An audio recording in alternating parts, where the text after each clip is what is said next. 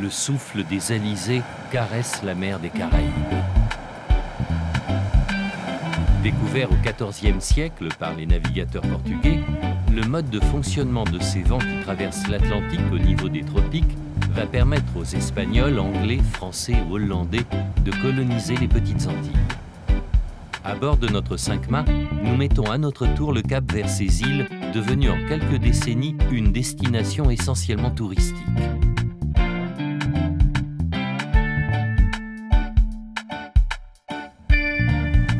Derrière le stéréotype d'une beauté carte postale, avec la mer bleu turquoise et les plages frangées de cocotiers, chacune de ces îles possède sa propre identité.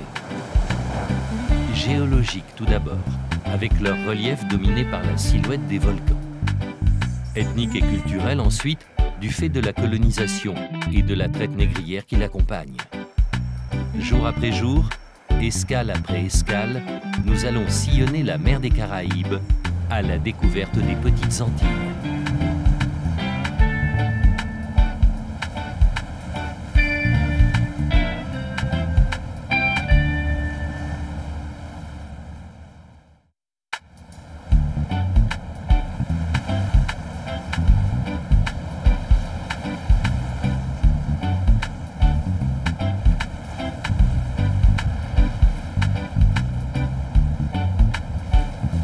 Laissant derrière nous l'imposante montagne guadeloupéenne, nous mettons le cap sur l'archipel des Saintes.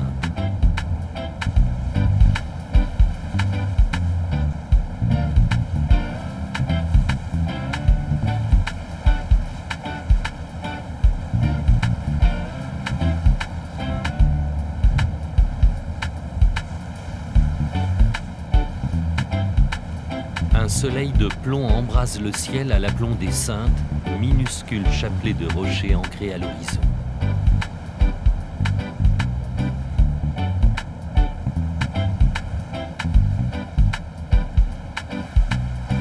Dépassant l'îlet du Cabri, nous approchons lentement de Terre de Haut, l'une des 2 îles principales de l'archipel.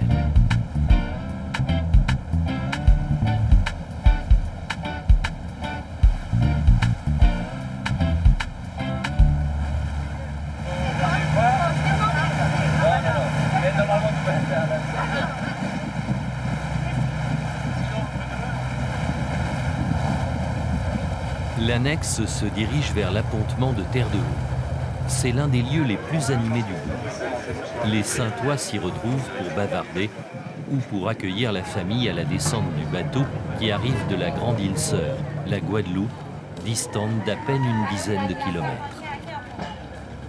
Avec sa mairie et ses ruelles bordées de maisons colorées, on tombe immédiatement sous le charme de cette ville de province française égarée sous les tropiques.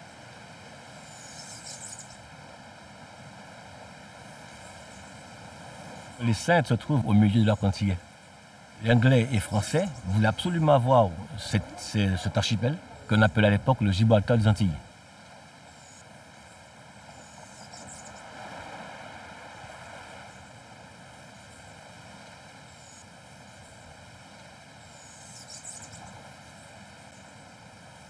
L'île a été peuplée par des colons qui venaient donc de Nantes, de la côte ouest de France. Et aussi on appelait des engagés, des 36 mois, des gens qui donc faisaient des contrats de 3 ans. Donc l'île, si vous voulez, a été plutôt une île militaire et qui n'était pas donc dirigée vers la culture. C'est pourquoi donc on a eu très peu d'esclaves ici, mais beaucoup de militaires, de marins et soldats. Dans l'île, vous voyez, donc il y a 2 quartiers. Le quartier du Mouillage, où c'était le quartier notable, le quartier où il y avait donc les militaires, et le petit quartier qui s'appelle après l'église, le petit quartier qui s'appelle le quartier du fond du curé, était plus destiné au quartier des pêcheurs.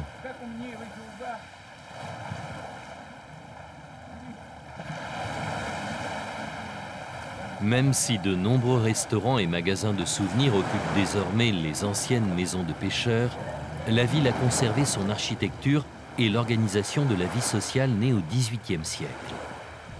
Depuis quelques décennies déjà, la pêche industrielle a relégué au musée des souvenirs l'époque où des centaines de marins prenaient la mer chaque matin à bord de leurs saintoises colorées. Mais l'attrait du large et l'amour des bateaux sommeille toujours dans le cœur de chacun des habitants de Terre de Haut.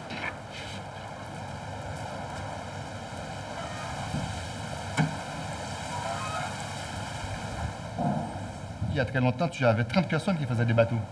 Maintenant, je suis le dernier à le faire parce que c'est plus dans l'obligation de l'avoir. Mais avant, les gens avaient besoin de ça. C'était le moyen de sortir, le moyen de vivre. La Guadeloupe, la Dominique, tout ça, ils étaient plus dans la culture, tu vois, de la terre que être dans l'eau. C'est pour ça que les Saint-Ouen ont été toujours nommés les grands pêcheurs et ont été toujours avec les canots les premiers parce qu'on était obligé d'aller dedans. Tu vois, sur une petite île comme ça, c'est pas de la terre que tu vas vivre.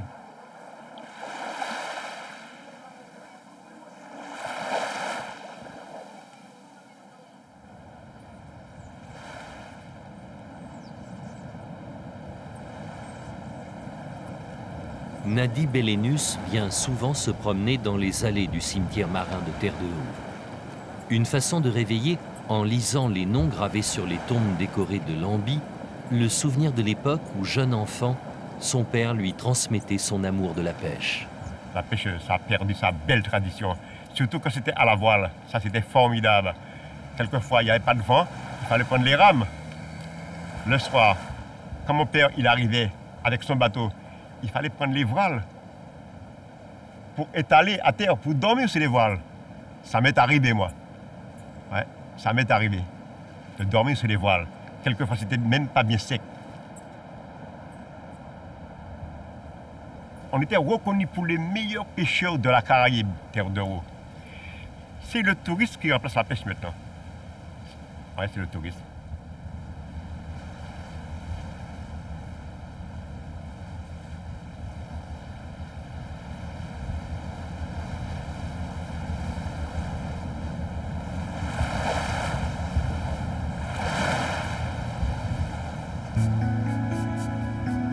Notre voilier a levé l'ancre et s'éloigne lentement de la baie des Saintes.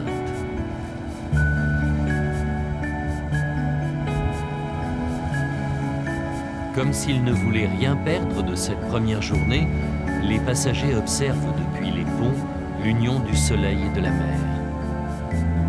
Le charme de cette escale aux Saintes semble opérer bien longtemps après que le dernier rocher ait disparu à l'horizon.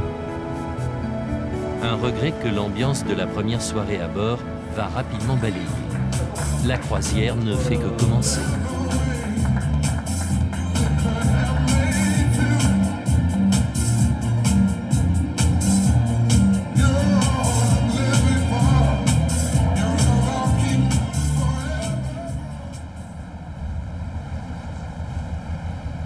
Durant la nuit, nous avons fait route au nord. Au petit matin, nous sommes en vue de Nevis. C'est en 1983, associée à l'île voisine de Saint-Kitts, que Nevis est devenue indépendante. À l'opposé de la myriade de petits États qui composent désormais la mosaïque caribéenne, Nevis ne recherche pas le tourisme de masse. C'est pour cette raison, sans doute, que le commandant a choisi d'y jeter l'ancre. C'est un bateau très différent par rapport à tout ce qu'on voit actuellement, qui sont des bateaux de plus en plus gros, des bateaux de 2, 3, 4, 5 000 places. Nous, on reste un petit bateau, on n'a que 380 passagers au maximum. Énormément d'espace extérieur, on a plus de 2500 mètres carrés de pont en tech, donc ça permet à tous nos passagers de se disperser sur les ponts au gré de leurs envies. Le gros avantage par rapport aux autres navires, c'est d'avoir des barges de débarquement pour débarquer nos passagers, ce qu'on appelle les beachers. On a des très rares paquebots à avoir ce type de matériel, donc on peut débarquer nos passagers directement sur les plages.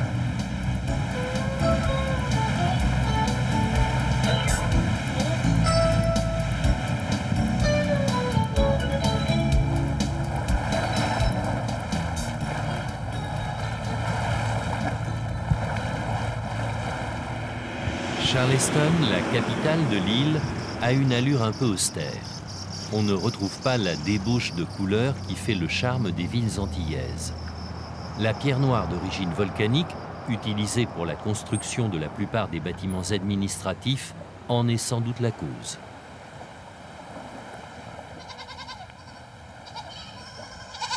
Dans une région soumise à la fréquence des cyclones, ces édifices construits au XVIIIe et XIXe siècle témoignent de l'étonnante solidité de la roche volcanique. D'une façon générale, les volcans jouent un rôle très important. Ils enrichissent les sols, ce qui est favorable à la production de la canne à sucre.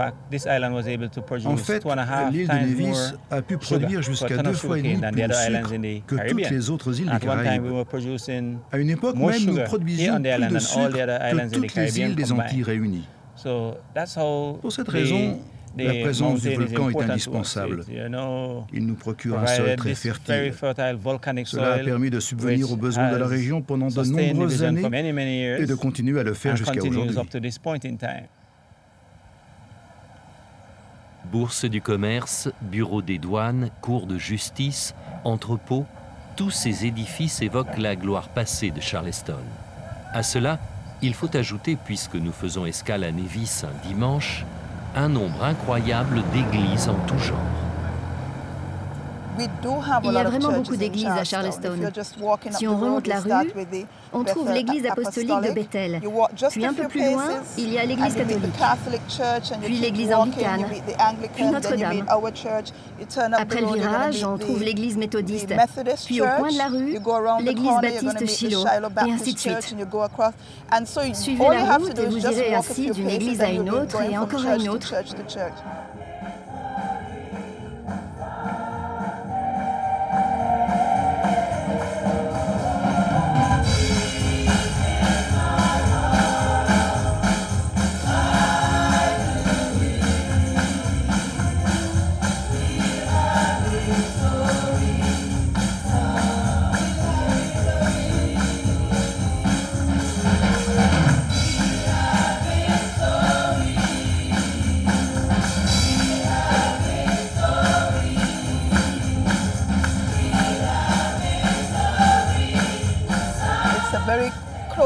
Ici, la communauté est très soudée.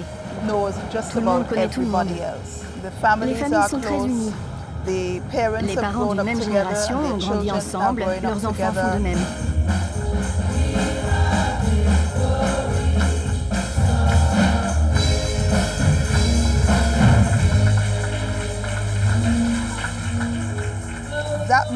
C'est un des traits caractéristiques de l'île de Nevis.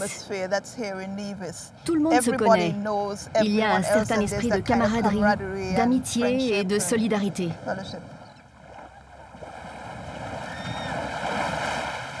L'amour des Saintois pour la mer et les bateaux, la spiritualité des Néviciens et leur attachement au volcan, loin des idées reçues, ces deux premières îles nous offrent un éclairage inattendu sur les petites Antilles. Et nous ne sommes peut-être pas au bout de nos surprises.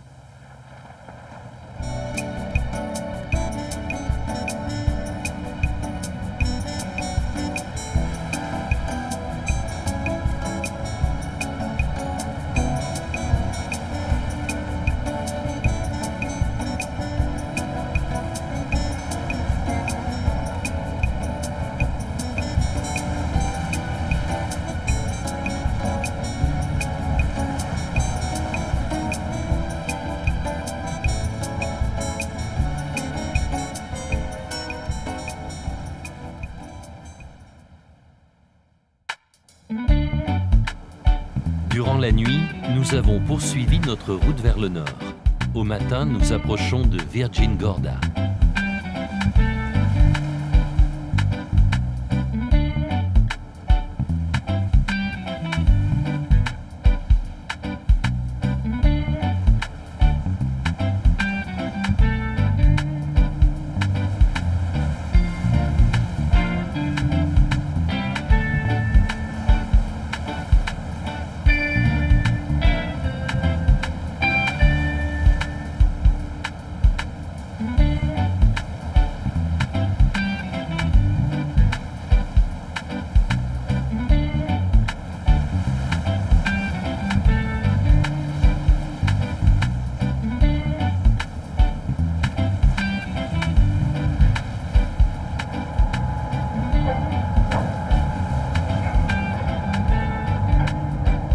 Virgin Gorda fait partie de l'archipel des îles Vierges britanniques.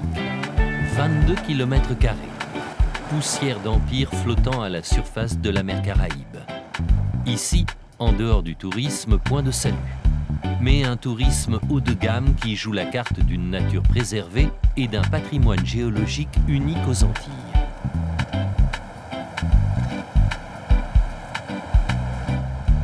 Pendant que l'équipe de restaurants du bord décharge le matériel destiné au barbecue prévu sur la plage, nous rejoignons Léonard, notre guide.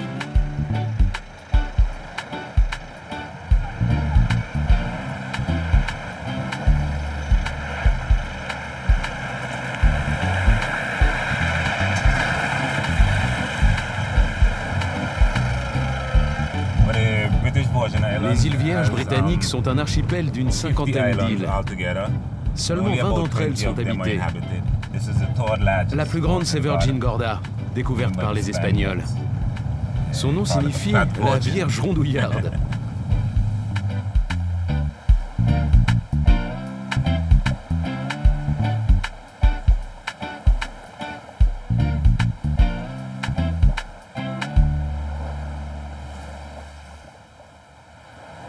La principale curiosité de l'île, ce sont les basses.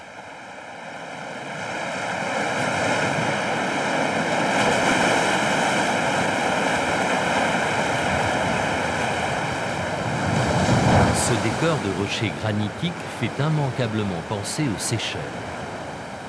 Dans ces îles de l'océan Indien, les énormes blocs ont été arrachés au continent africain et abandonnés au milieu de l'océan au cours de la dérive des continents. Leur présence à Virgin Gorda s'explique par un autre phénomène plus en harmonie avec la nature géologique des Antilles. Les Basses sont des plages au sud-ouest de l'île qui montrent clairement comment l'île s'est formée. Ces plages sont délimitées par des blocs de granit géants qui sont éparpillés le long de la côte. Ces blocs sont d'origine volcanique. Ils ont été déposés là lors d'une gigantesque éruption volcanique sous-marine il y a très longtemps. Beaucoup de batailles ont eu lieu lorsque l'île a été découverte. Il y avait des pirates dans ces rochers qui attendaient pour pouvoir attaquer les bateaux qui passaient. Après l'assaut, ils cachaient leurs trésors ici. Donc, si vous vous promenez au milieu de ces blocs, profitez-en pour y faire un tour et peut-être que vous ferez une belle trouvaille. Laissant Martin à ses rêveries enfantines, nous rejoignons le chemin qui mène à la plage.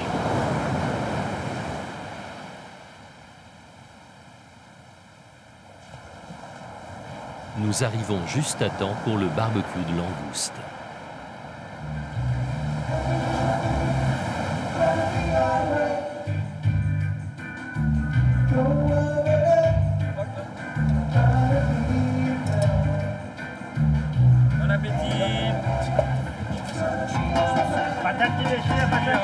Allez, n'hésitez pas à faire le petit sourire avec. Bon appétit. Allez, deuxième round, c'est parti. Tu peux me comment?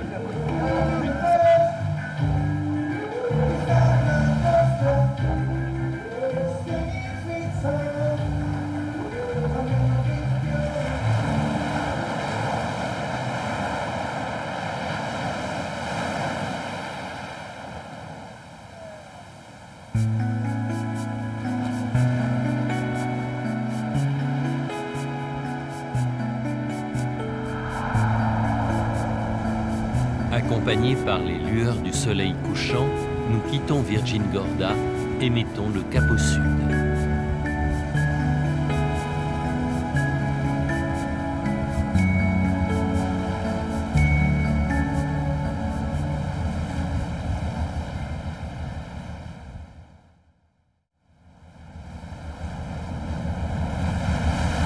Au petit matin, nous approchons de l'île franco-hollandaise de Saint-Martin.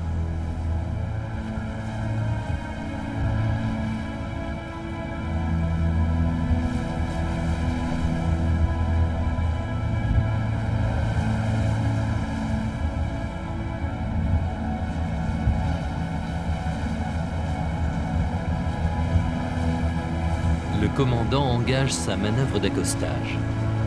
Les quais de Philipsburg sont déserts. Saint-Martin ne serait donc plus la Mecque du tourisme antillais dont tout le monde parle, l'escale incontournable de toutes les croisières aux Caraïbes?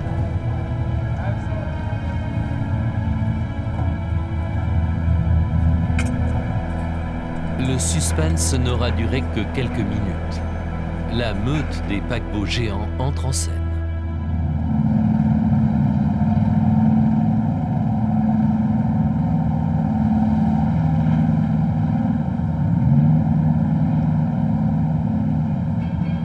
Minutes plus tard, la machine touristique de Saint-Martin est prête à accueillir les 15 000 passagers arrivés à bord des 5 paquebots.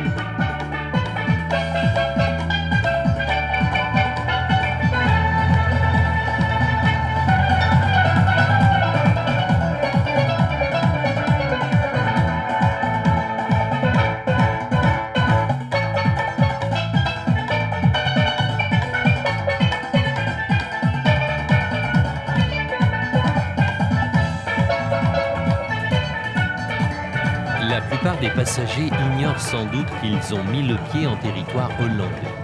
Cela n'a du reste aucune importance. La seule monnaie qui compte ici, c'est le dollar.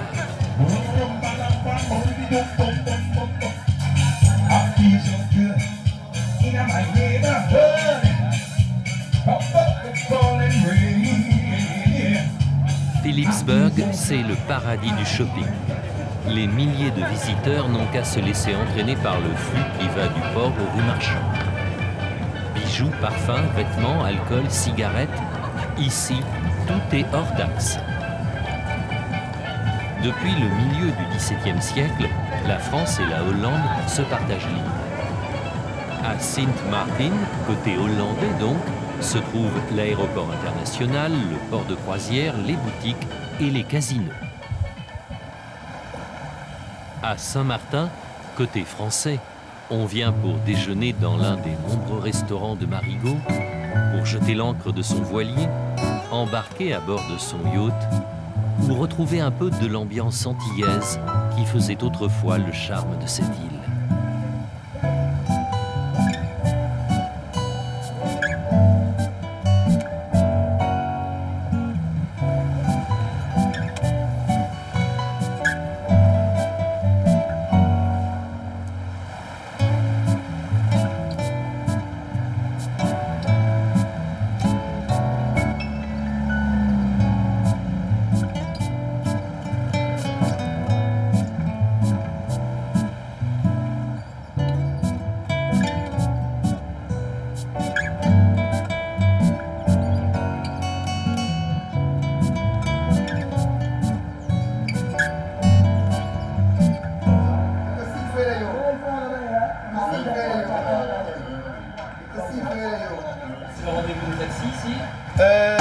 Point de taxi où tous les chauffeurs se rassemblent, c'est-à-dire le point de départ, et pour dispatcher un peu les chauffeurs de taxi un peu sur l'île. Et quand les touristes viennent aussi, comme quoi ils sortent de Philipsburg et ils viennent à Marigot, comme ça ils prennent le taxi pour faire le tour de l'île ou bien pour retourner au bateau. C'est à noter. Comment tu regardes? Donc en attendant, vous vous occupez? Ouais, on s'amuse un peu. Tous les jeux de cartes, domino, un peu. Bon, nous on joue pas au pétanque, mais il y a des Français, des métropolitains qui le jouent. Mais bon, nous on le joue pas.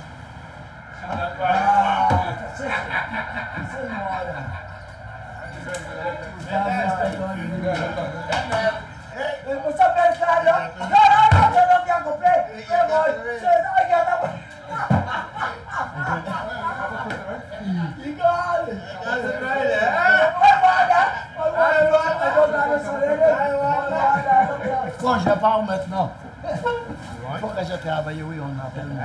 Ok, bon, bonne journée, bonsoir. La journée touche à sa fin.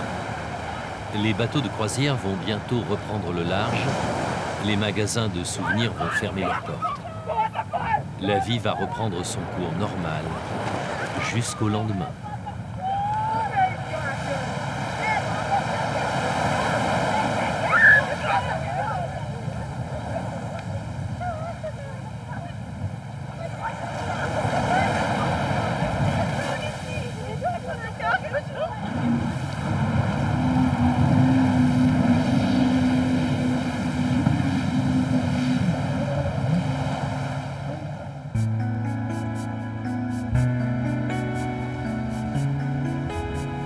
À l'instant où nous quittons Saint-Martin, nous formulons un secret espoir. Que les prochaines îles que nous allons aborder au cours de notre croisière conservent un peu de leur authenticité.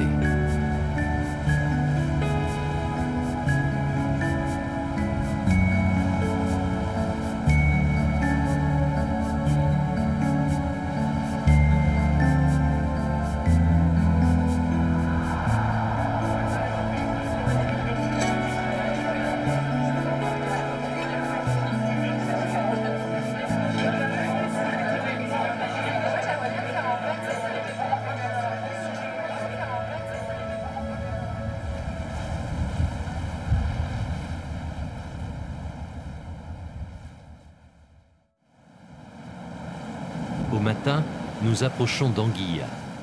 C'est Christophe Colomb, en 1493, qui lui donne ce nom en raison de sa silhouette allongée posée à la surface de la mer.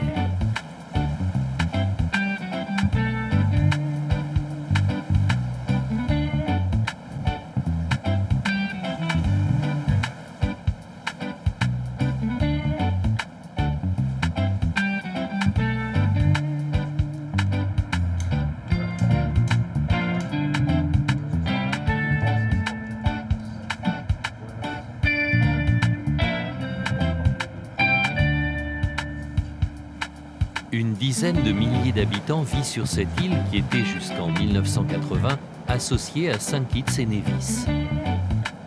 Ne disposant d'aucune ressource et n'ayant rien d'autre à offrir que la beauté de ses rivages, Anguilla trace la voie de son avenir entre paradis fiscal et tourisme.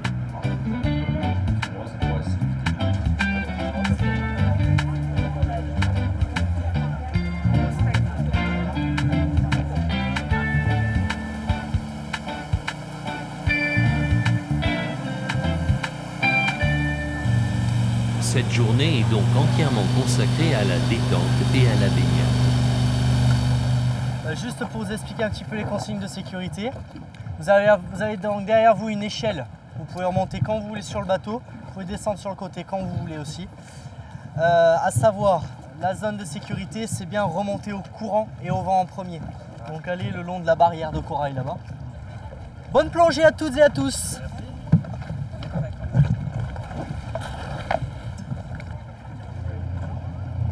Attends, je t'amène les fesses. Bien, avoir aussi beau comme endroit, de l'eau chaude, une qualité de limpidité. Et puis déjà, on a eu un aperçu de poisson ce matin et là, ça va être encore magique, je pense.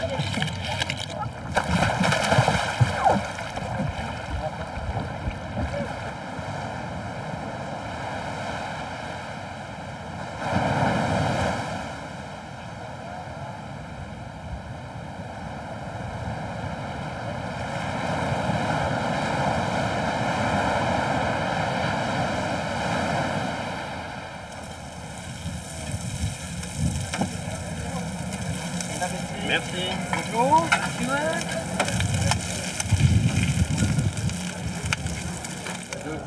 De retour à bord pour le déjeuner, nous en profitons pour demander au commandant son sentiment sur l'évolution du tourisme et en particulier de la croisière aux Antilles. J'ai la chance de parcourir les Antilles du nord au sud et du sud au nord depuis une vingtaine d'années. Donc je connais très bien la région, même si on voit au cours de ces années des évolutions dans les îles. J'ai encore quelques petites pépites au hasard de nos escales et quelques îles qui sont restées encore pas vierges, mais enfin au moins qui sont restées très authentiques et un peu hors du temps, hors des sentiers battus, comme par exemple l'île d'Anguilla où nous allons faire escale aujourd'hui. Il y a très peu de tourisme et nous sommes que 2 ou 3 paquebots y faire escale, ou l'île de Nevis que nous avons fait également cette semaine, que personnellement j'aime beaucoup.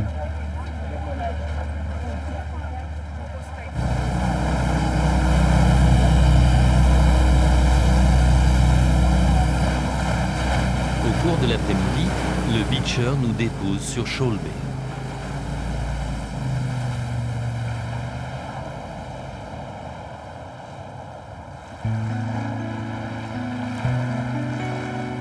Cette plage est sans aucun doute l'une des plus belles de toutes les Caraïbes. Ciel bleu, sable blanc, mer turquoise, on admire en silence ce chef-d'œuvre de la nature. Anguilla possède là un trésor inestimable, à charge pour elle de savoir le préserver.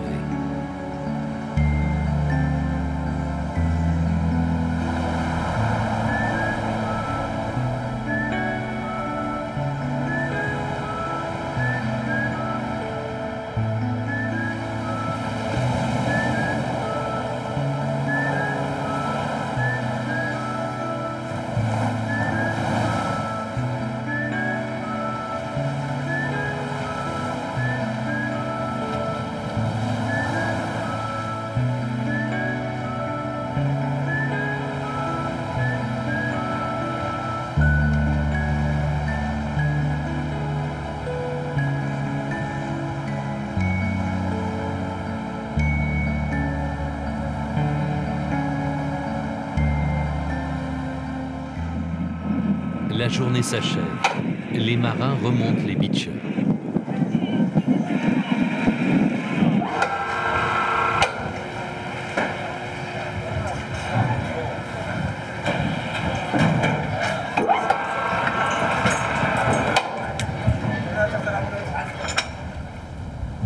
Le commandant a sorti les voiles et met le cap sur Antigua, notre prochaine escale.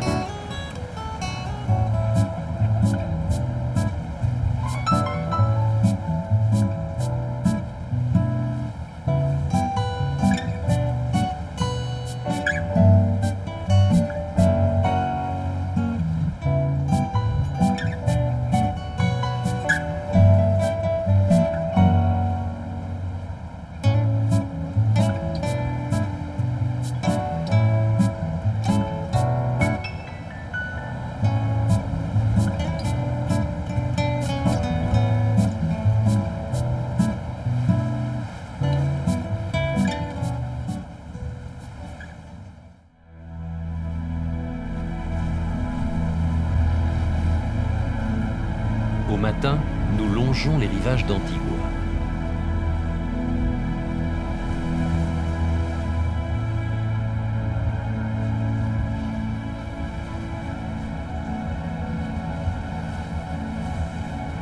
Nous arrivons bientôt au point de mouillage choisi par le commandant sur la côte sud de l'île.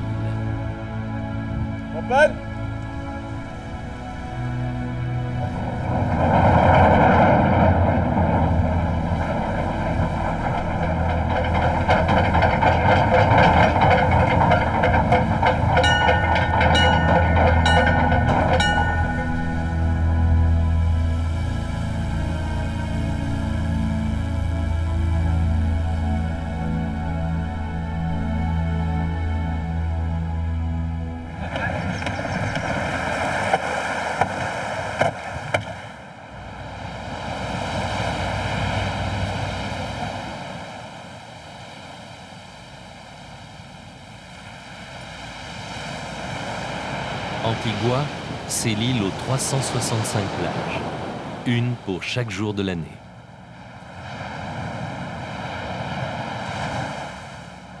Au XVIIe siècle, Antigua, comme toutes les possessions britanniques des Antilles, est une société esclavagiste dont la seule mission est d'enrichir la couronne avec les revenus du commerce de la canne à sucre. Les terres qui contribuaient autrefois à la richesse de l'économie sucrière accueillent parfois de nouvelles cultures. Mais une page a été tournée. L'activité de l'île est désormais résolument orientée vers le tourisme.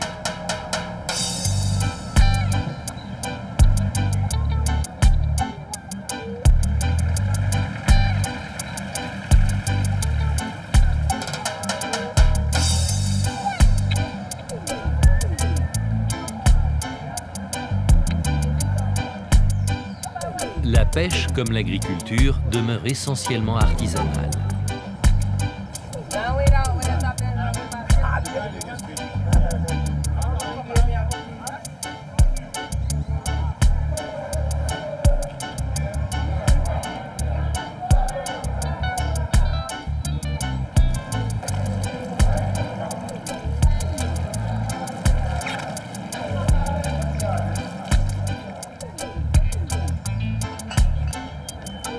John, la capitale de l'île devenue indépendante en 1981, ne renie pas ses liens avec l'ancienne puissance coloniale. Que ce soit l'ancien palais de justice ou la cathédrale anglicane, ces édifices font désormais partie du patrimoine architectural et donc culturel du pays.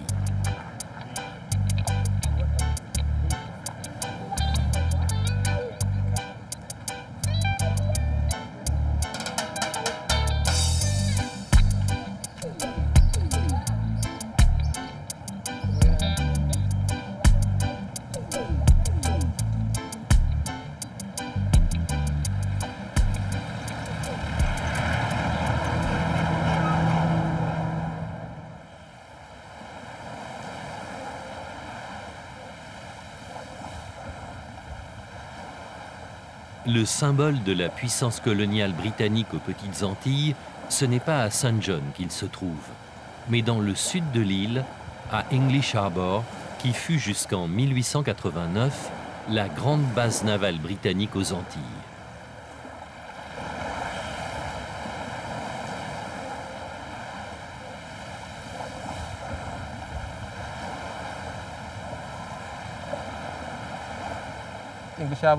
English Harbour est un port naturel constitué d'un ensemble de petites baies qui s'emboîtent les unes dans les autres. On y entre par un passage étroit qui s'élargit de plus en plus, puis on zigzague une fois à l'intérieur. Les baies sont entourées de collines. L'eau y est profonde et les bateaux peuvent s'amarrer tout près de la côte. On y est à l'abri pendant les ouragans. Les collines protègent du vent, mais aussi de l'ennemi. À l'époque, ces points culminants permettaient de protéger la flotte qui mouillait dans le port.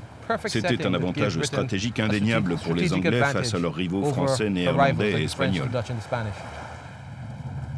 Harrington Harbour abrite toujours un chantier naval très actif. Chaque année, des centaines de voiliers s'y retrouvent pour participer à la Antigua Sailing Week, l'une des plus importantes régates au monde.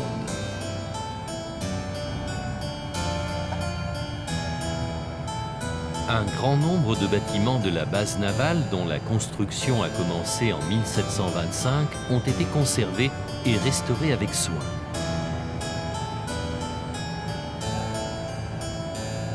Chacun d'eux, comme la magnifique auberge de l'amiral, témoigne du passage en ces lieux du plus célèbre des marins britanniques, Horatio Nelson.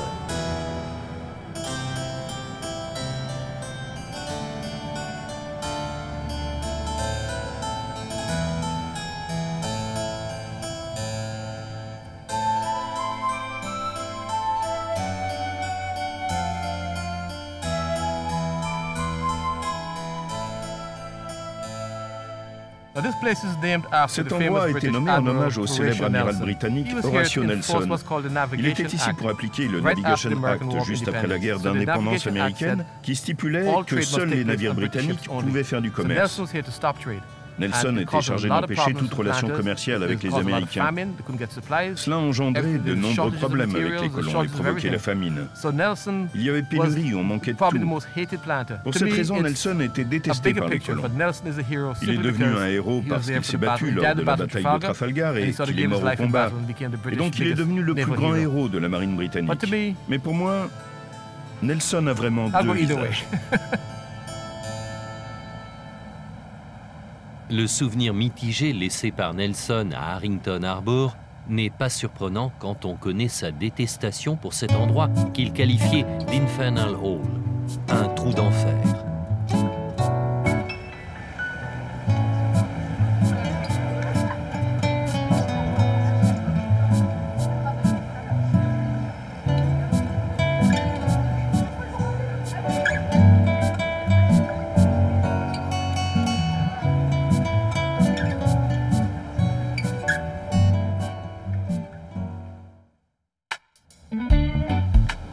Après une semaine de navigation, nous approchons de la Guadeloupe et de Pointe-à-Pitre, dernière escale de notre voyage à la découverte des Petites Antilles.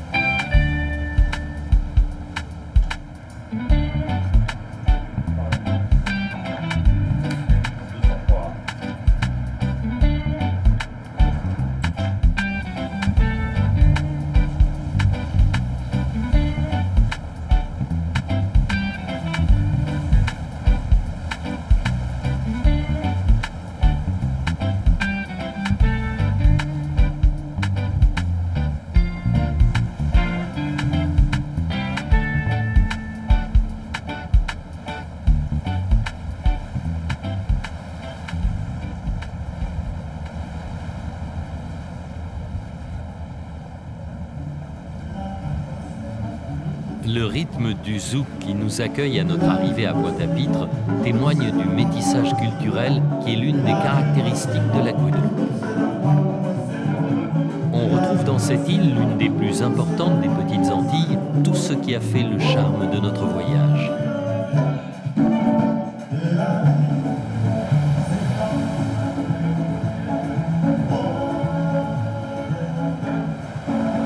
Les côtes sauvages battues par les vagues de l'océan Atlantique.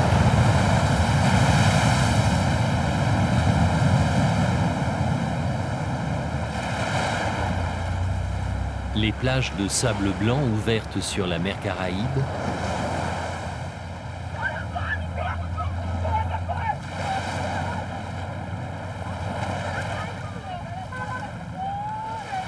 La végétation tropicale, enfin, qui couvre les pentes du volcan de la Soufrière. À ces multiples attraits, la Guadeloupe en ajoute un dernier. Elle possède l'un des rares sites archéologiques, les roches gravées, témoignant de la présence des Amérindiens, les premiers habitants de l'île.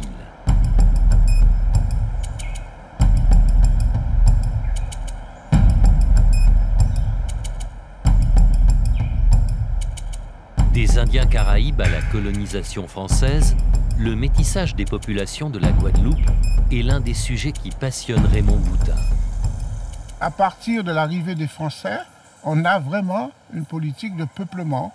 Donc avec des gens qui viennent généralement de l'ouest de la France, ces premiers blancs qui arrivent vivent aussi dans des conditions difficiles. Surtout ceux qui sont les engagés, ce qu'on appelle les 36 mois, qui sont véritablement un peu une sorte d'esclaves temporaires.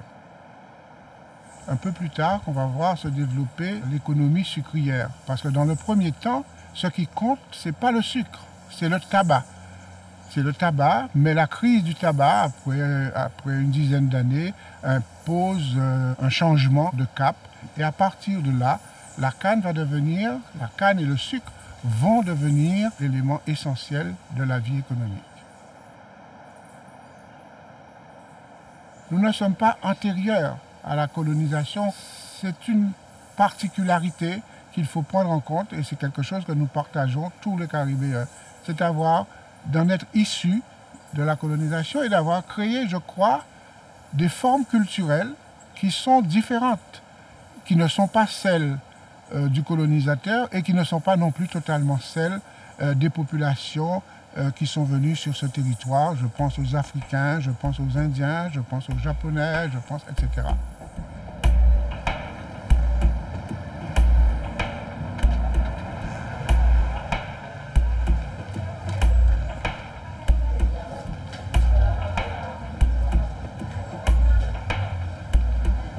Le métissage ne se lit pas seulement dans la pierre ou sur le visage des habitants. Il se révèle également dans la richesse de la langue créole. Ici, nous avons deux langues maternelles, le créole et le français.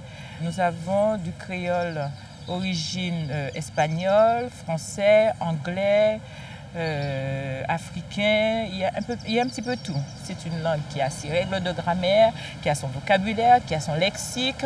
On peut parler d'amour en créole, on peut parler de littérature en créole, on peut parler de poésie. C'est une langue. Combien qu'elle est là? 5 € qu'elle est là? Mais non, comme j'ai combien? Pour pas que tu veux pour 2 €, tu vois? 2 €. Mais pourquoi j'en pas fait plus? Mais oui. C'est comme tu veux. Non, mais il y a que goûter tamarin, là, c'est qu'il n'y a pas goûter tamarin. Il n'y a pas goûter. Donc, qui prend tamarin? Donc, nous avons combien? Parce que moi, je dépose l'argent. 10 € seulement. 10 € seulement. Pourquoi tu me dis 10 € seulement? J'essaie de marchander, ce qui ne marche pas très bien. Mais je pense qu'elle va me faire un prix quand même sur les fruits et légumes. Et puis, vous voyez, nous avons quand même, là, nous sommes devant un établi où il y a quand même des fruits qu'on ne trouve pas tous les jours. Les différentes variétés de bananes que vous avez, des très petites bananes, des bananes rouges, des bananes figues qu'on mange tous les jours. Vous avez des caramboles, vous avez du tamarin, des abricots pays. C'est super bon l'abricot. L'abricot, tu l'épluches et tu manges tout autour du noyau. C'est le fruit du pays, ça. Très bon. Le créole, vous l'avez appris comment à l'école ou ça s'apprend comment le créole? Le créole, c'est naturel pour nous. Hein. C'est depuis en sortant, depuis naissance. Nous, le créole, c'est depuis la naissance. Hein. On apprend le français, mais le créole, c'est depuis la naissance. On y est? C'est madame.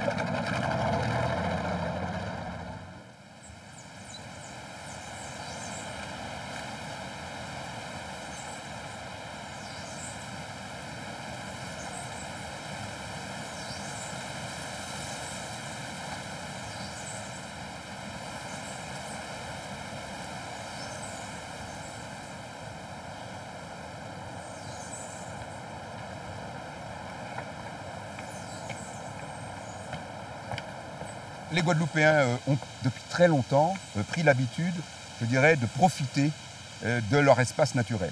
Ils n'ont pas toujours conscience de leur fragilité, mais ils en profitent, au moins autant que les touristes, ce qui fait qu'il y a un brassage aussi, que lorsque les touristes viennent en Guadeloupe, eh bien, ils vont à la rencontre des Guadeloupéens en discutant sur les plages, dans les rivières, et chacun en profite à sa façon. C'est ce qui fait aussi son intérêt.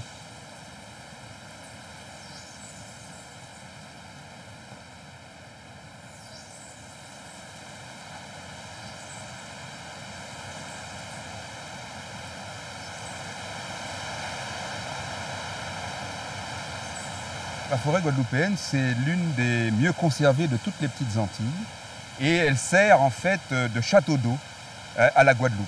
C'est là que l'ensemble des précipitations tombe sur l'île et fournit en eau toute la population. Cette eau vient de l'Atlantique, portée par les alizés qui, à l'approche des tropiques, eh bien, se réchauffent et donc provoquent par condensation des précipitations importantes. Il faut savoir que sur la montagne guadeloupéenne, il y a plus de 10 mètres d'eau par an qui tombe, ce qui est considérable. Et évidemment, ça concourt à la richesse de la végétation locale.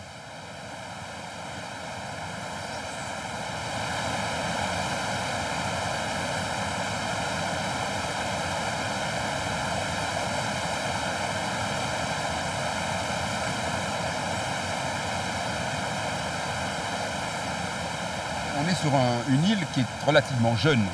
Elle date de quelques milliers d'années seulement et la proximité avec l'Amérique du Sud a fait en sorte qu'elle s'est peuplée d'un certain nombre d'espèces évidemment venues de l'Amérique du Sud qui sont autochtones, mais aussi avec l'apport depuis la colonisation, l'apport d'un certain nombre d'espèces venues notamment d'Indonésie, venues d'Asie, venues même d'Afrique, ce qui a abouti à une espèce de biodiversité extraordinaire qui fait la particularité de la Guadeloupe, sa richesse, son originalité.